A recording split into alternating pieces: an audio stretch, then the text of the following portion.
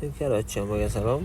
Mashinamiz Gazel Business, shuni haydaydigan mashina. Shuni steklo podiyomda qo'ymoqchiman. Elektriskiy o'zim qo'ymoqchiman. Internetdan ko'rib, obzorni o'z zakonni ishlaydi. Mana pishibkani olamiz. Olganimizdan keyin oynani ushlatib qo'yishimiz kerak. Moskva taqqilmaydi. Moskva ishlash noqtiraydi-ku, avval. Ishlamaydiganlarda endi hammasi emas, 3 ta bor yechamiz. Mana bu yerga bitta, ikkita. Shuni yechib, mana bu yerga 2 ta 10 volt bor. Hammasi o'ngga qotgan 10 voltga buni yechib olamiz.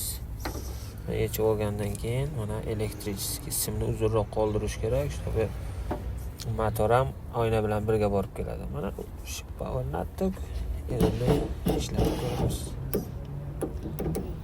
Mana ko'tardi. Endi simni o'tkazamiz. Endi mana sxemasi. Mana bu ekovi steklopodiyomnik, mana bu massa, mana bu pilus, mana bu gabarit. Ichidagi svechasi yoniq turishga.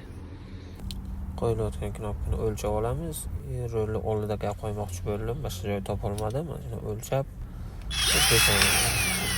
to'satdan pichoq bilan kesmoqchi bo'ldim, kesmadi. Polностью свернut qilib, bittasini mana shunday qilib ochib oldim. Mana o'rnatdim, bittasini, ikkinchisini o'rnatdim mana. Proverka. Zakon ishlabdi. Mana svetini yoqsak, sveti ham yonibdi.